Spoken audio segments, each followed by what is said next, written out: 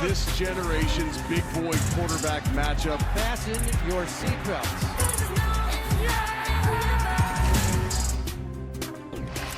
Sunday marks the 10th meeting between Patrick Mahomes and Josh Allen, and that includes the postseason. Allen is 4-1 in the regular season against the Chiefs, but Mahomes is 4-0 in January against Allen and the Bills. The Chiefs won last season's AFC Championship game against the Bills, 32-29 in Kansas City, but this one on Sunday is in Buffalo. They've been going head-to-head for years. And as you know, one comes up in the regular season, one comes up in the playoffs. You got to start to wonder with Buffalo at some point, with the money that's been played to Josh Allen and the lack of flexibility they have, RC, when it comes to spending, is the Buffalo championship window starting to close, in your opinion? No, it's changing, though, right? The Buffalo Bills championship window felt like a right now thing the last 2 years. Like it had to be done. Like they had the team to do it. He wins the MVP last year. Everything we've seen with Joe Brady, allowing the evolution of Josh Allen, it was all right there for you last year, and you come up short on fourth down. Steve Spagnuolo makes the perfect call, sending Trent McDuffie off the edge of the line. Josh Allen makes an improbable throw. Dalton Kincaid can't come up with the catch. But it seems like the Kansas City Chiefs always come up with the catch. The Kansas City Chiefs always come up with the play. And so if you're the Buffalo Bills, it's what's the next step of this? But I do believe that when you have a Josh Allen, your window's never closing. You have to continue to allow it to evolve. The issue is this team isn't good enough. Yes, they've had injuries. Now Ed Oliver's out for an extended period of time. Matt Milano hasn't been playing, but has Matt truly been the Milano we saw 2 or 3 years ago recently? He hasn't. Now on the back end, Tre'Davious White, who's a good friend of mine, once an All-Pro, now he's not playing at that level anymore. Cole Bishop and Taylor Rapp at the safety position when you were so comfortable for years because you had Micah Hyde and Jordan Poyer, probably the most underrated duo of safety in the history of the game. You don't have that anymore. So it's back on Josh Allen's shoulders. And if you watch 2 of the last 3 games, he's pressing now. He's trying to do too much. He had gotten out of that. And so I do believe that this team is not as good as the teams of the last few years. I'm not closing a window as long as Josh Allen is the quarterback, but they have to continue to evolve because right now where they are, they can't compete with the top of this league. RC says the window's changing. Do you think that window's closing for Buffalo? Absolutely not, and I'm going to tell you why. I'm going to play the age game, right? The great quarterbacks over the years, Brady, Manning, Breeze, Marino, Favre, right? They played their best ball in their 30s. Now, to your point, what I will agree with, they're not good enough yet. We can compete, but we're not going into a game that's saying to ourselves and everybody else, we're better than this team. We're going to out-execute them. We're going to out-coach them. We're going to out-scheme them up. But for us to really look on paper and say, hey, we're better than this team we're supposed to win, we have pieces that are better, but not the totality is better. With Josh Allen, he's 29, I believe, right? As he's going into his 30s, and you start to say to yourself, okay, he understands how to win. He understands the leader that he has to be, and not just managing his expectations and his skill set, but also managing everybody around him. He's had that skill set added to his repertoire, but the guys or the amenities around him, as I would say, needs to enhance. Fair enough. I think that when you look at the Bills championship window, we have a right to sit up there and say that it's closing by virtue of looking at the AFC and folks being on a come up. When you look at the Bills and their personnel and you highlighted what they're missing compared to what they had, let's go to the offensive side of the ball with the man that they just paid, Josh Allen, who is a superstar in the National Football League and deserves every damn penny he's getting. But one of the reasons we rave about a Jaden Daniels, for example, is because he was a rookie and he showed you what you could do so you don't have to spend so much money on them. One of the reasons we brought up Kevin McConnell in Minnesota is because you paid Sam Darnold $10 million last year and you got J.J. McCarthy under a rookie deal. So, subsequently, what that's supposed to mean is that you've got additional assets to spread around to make sure that you have a complete team. The Bills are like, no, you can't do that with this brother. This brother been around long enough and he deserves every penny because he's a superstar in this league. But what do you have with them? James Cook is a stud. He's running the football, averaging 6 yards a carry. We know they got the #1 rushing attack in the National Football League. What do they rank passing-wise? I'm looking it up right now. Passing-wise, in the National Football League this season, they're the 15th ranked passing attack in the National Football League, right? I'm looking at Khalil Shakur. I'm looking at Dalton Kincaid. I'm looking at Keon Coleman. Keon Coleman obviously has to play better. It's just that simple. He just has to play better, okay? So you look at them and you're saying to yourself, they're good. They could beat anybody. But they're far from, we went from talking about the Buffalo Bills as Super Bowl favorites to wondering whether or not they're going to win the AFC East. Yeah. Think about that. We have questions right now whether they're going to win the AFC East because one man showed up in New England in Drake May and shows that they got a quarterback. They got a franchise quarterback for the future. That's I agree with that. No, I'm not questioning that. But the point is that last year when Gerard Mayo was, it is what it is. All I'm saying is, by default, we're looking at the other teams. Denver want to come up, Kansas City still there, all these New England, well, Indianapolis. You're just looking at Buffalo right now saying this is their window. You don't get it now, what you going to do? Yeah. The old Bulls that I used to cover. Where do you want to play? What style do you want to play? We don't care. When do you want to play? When do you want to play? That doesn't make any difference to them. Do you think the Bills have to win this game? I think they do. I think better yet so they can keep pace with the Patriots, who they've already lost to in their division. Remember, they're not leading their division. Kansas City isn't either. So it's important for them as well, as they've already lost to the Chargers, and the Broncos are in the head of the division. But when you think about Buffalo it's mental, right? Because they don't think they can beat Kansas City when it matters the most. They haven't been able to do that. Mm-hmm. And this has been the nut that Josh Allen hasn't been able to crack. And the problem is he doesn't have enough weapons on the other side of the ball. Now, if James Cook isn't cooking that day, he really doesn't have any reliable receivers. That's why it's important that Brandon Beane goes out there and finds somebody that give him a legitimate weapon, because you need stars. Stars wins games in the playoffs, not role players. Let's come back to that. And when we were doing like a Friday forecast note earlier, Bart said you think the Chiefs beat them badly enough that the Bills feel they need to do something. I happen to have Peter Schrager sitting next to me. What might that something mean? Got to put caution out there. It is really difficult for the Bills to do anything. Last year they had cap space and they were able to wheel and deal and bring in Amari Cooper. This year they have the least cap space in the entire NFL.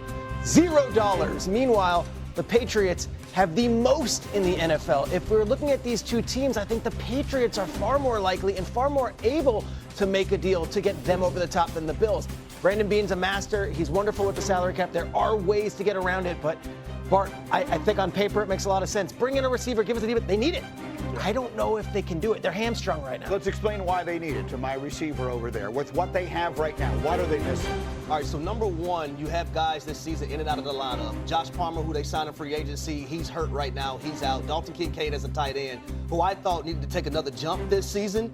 He hasn't played every game. And then Keon Coleman, he needs to get better as a wide receiver. I did the game last week on ESPN Radio with Steve Levy, and there was a blowout, right? But the coaches sent Keon Coleman back into the ball game so he can get more reps and continue to learn. But there has to be more to your resume and more to your route tree if you're Keon Coleman. It just can't be a go route, a slant, or a hitch, or a stop. You have to.